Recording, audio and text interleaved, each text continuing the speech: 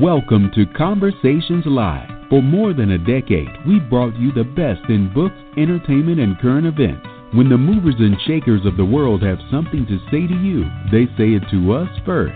Now, here's your host, Cyrus Webb.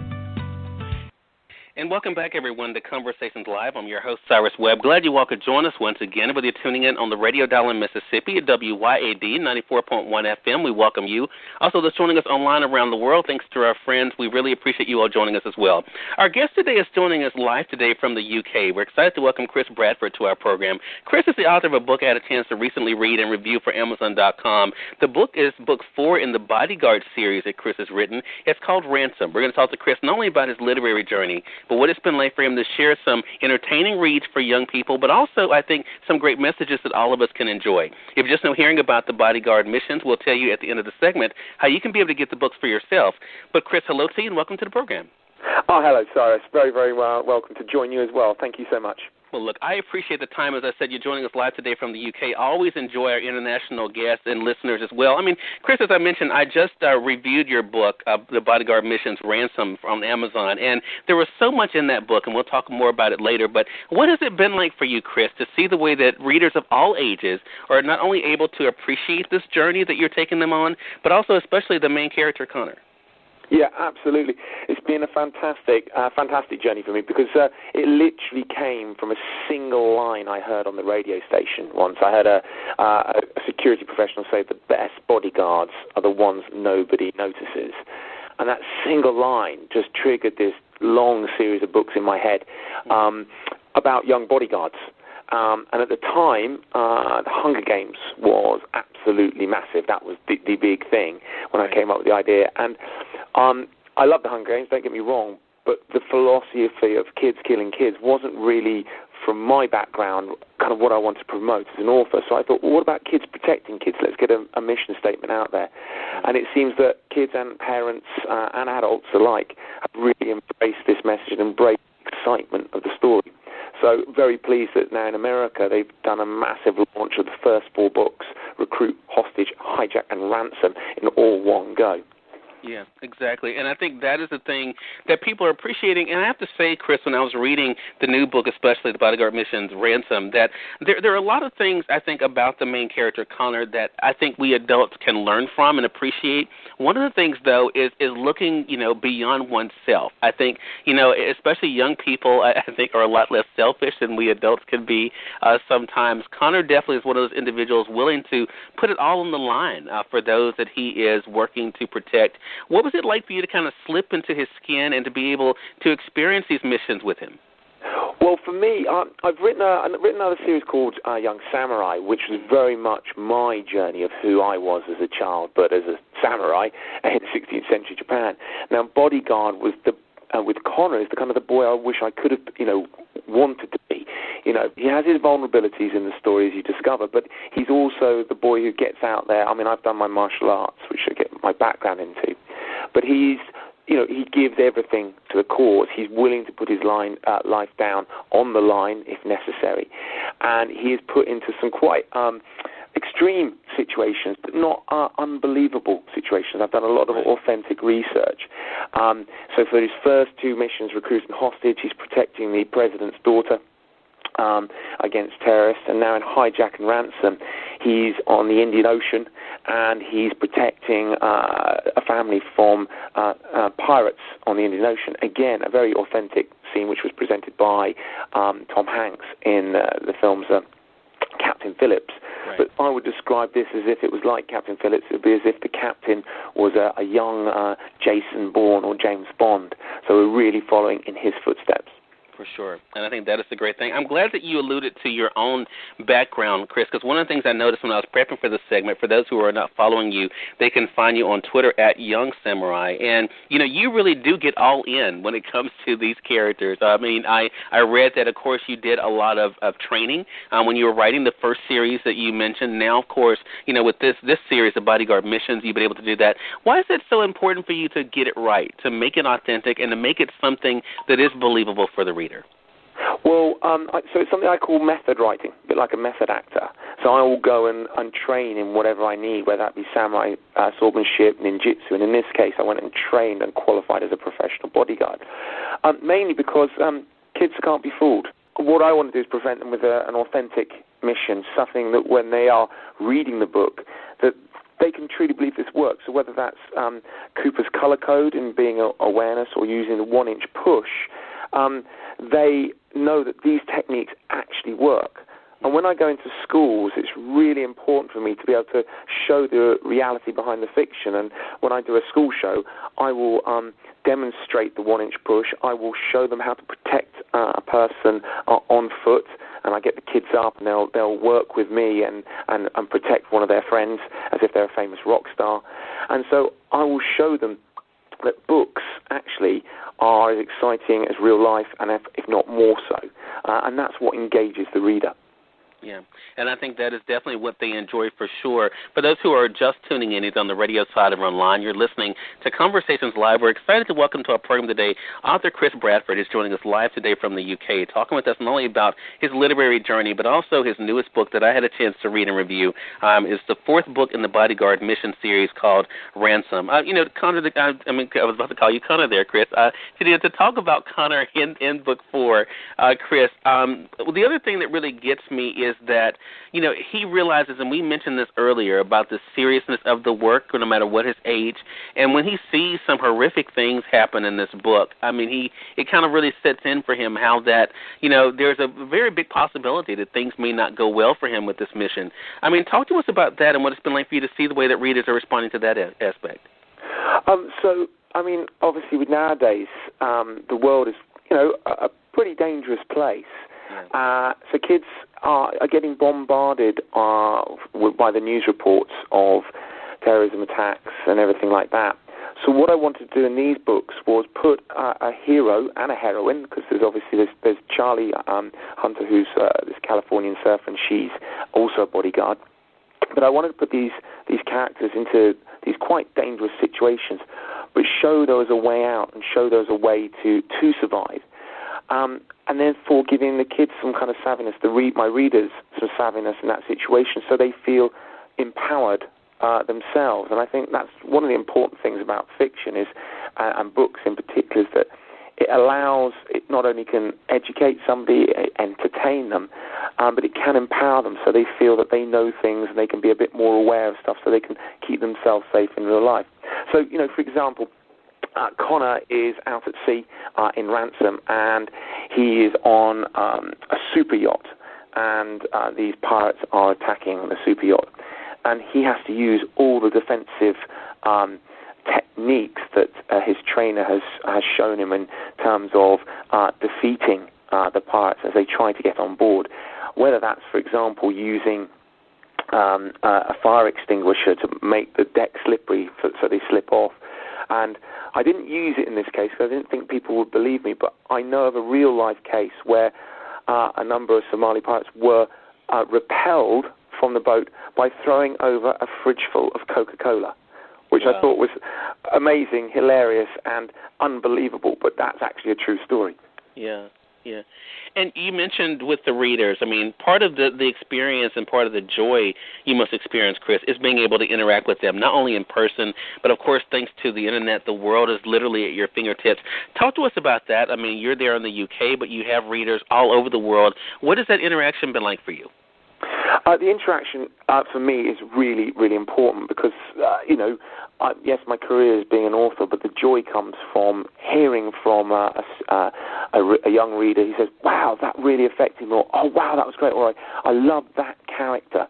And what I really like is when they're getting into fan fiction, or they are and creating their own stories out of it, or they're emailing me saying, oh, can we see this happen, or can we bring this character back, or I would love to see Connor and Jason, now he's an Australian guy, interact in a mission, or Connor and Amir, he's from India. So because my characters are all from different nationalities, background and races, because they've got to work in different mission environments. Yeah. So that's what I like, when my fans get so involved in the story that they're creating the stories in their head too. For sure, and I think that's the enjoyable thing for sure. You know, we have to talk about for me, what are some of the real-life messages of this book, especially with Ransom, and you've been able to share it in other ways as well, and that's why I think it's so important, Chris, that I keep mentioning that these books are entertaining, but also I think they're inspiring too. In Connor's case in this book, one of the big lessons that he learned and one of the things he's reminded of is the importance of giving one's best, doing one's best, and not giving up. How has that how has that helped you in your career? So that message, that thing, is one of my big mantras in life. It comes from a Japanese philosophy in many respects. It was identified in 7 times down, 8 times up. So if you get knocked down 7 times, you get up 8 times. And so never giving up has been a really important part in my life. I used to be a musician. Before I was an author, I wanted to be a rock star. And I got a lot of no's. I kept on getting knocked down. I mean, I did quite well, but I only survived. I didn't thrive. Yeah. When I turned to writing books about the music business, suddenly people started saying yes. And so I'd never given up. And then that led me on to writing my samurai books, which led me on to writing my bodyguard books. And now I'm a international children's author with the books in 20 different languages around the world. And lots and lots of fans. And that would never have happened if I'd, at the first hurdle, given up, or the 100th hurdle, given up. Right. So it's a trait, a character trait I like to include in my heroes, because I think that's something that every young person can put into their life, and whether they want to be a young bodyguard, whether they want to be an artist, whether they want to be an author, whether they want to be a rock star, or whatever they want to be in life, if they don't give up and they really believe in it, that there's a great chance it might happen. For sure. I think that is it for sure. Now, we mentioned earlier, of course, the first series of books dealing with the samurai. Hence, again, your Twitter handle at Young Samurai. Of course, you now have the Bodyguard Mission series. Do you find yourself driven, even though you're enjoying the success here in the States of this release, Chris? Do you find yourself already looking ahead to what's next for you? I'm always looking ahead. I'm a very, very focused and driven author, and I'm very lucky. One of my favorite parts of being an author is the ideas I have, and I have all these ideas bursting in me. But primarily I'm focusing at the moment on The Bodyguard, because this is the series that's really taken off for me. Right. I've just completed the final book in the series for the UK. So kind of completing that arc. So I'm really in the midst of it at the moment. And for America, we're a few books behind. So I'm now, what I love about that is I'm reliving it all and getting my enthusiasm going and getting a lot of American readers coming in and enjoying that series. However, I already have planned a new trilogy, which will be coming out 2019, I think, will be the time I've written it, and the publisher will start bringing it out. But unfortunately, I have to keep it under wraps, and if I told you, I'd have to kill you. And we don't want to be doing that, and you need your own bodyguard then. Exactly, right. No, I think we can wait. We can wait till a little bit. Yeah, till then, for sure. I want to stay with that, though, for just one moment, though, as far as the writing and where you are right now, Chris, because I think the other big thing that I think we can take away from this is that as you are enjoying what is happening here in the States with this series, the Bodyguard series, and even though you're looking ahead and, of course, saying goodbye in a sense, as you said, you're writing, the last book. I mean, there is the things, of course, that linger with you from each series, for sure. When it comes to this particular series, and as you were talking about the response to it, do you find that as an author that you are your own competition, that you don't look at anyone else, you really are focused on just being the best storyteller that you can be? Yeah, I actually have a little kind of set of rules on the side of my office when I'm writing. Is the only things I can control are my writing and my touring. I can't control what's happening to other authors or what's going on there. And I actually don't see other authors as competition. If they've got a kid reading, that's brilliant, because that kid's reading, they might then move on to reading my books and vice versa. What I kind of love about the whole writing process is it's kind of like what I would call time shifting. Is, yes, I'm just writing and finishing off the last book in the Bodyguard series. I'm looking forward to the new series, which will be coming up, because I pitched that, got that signed off.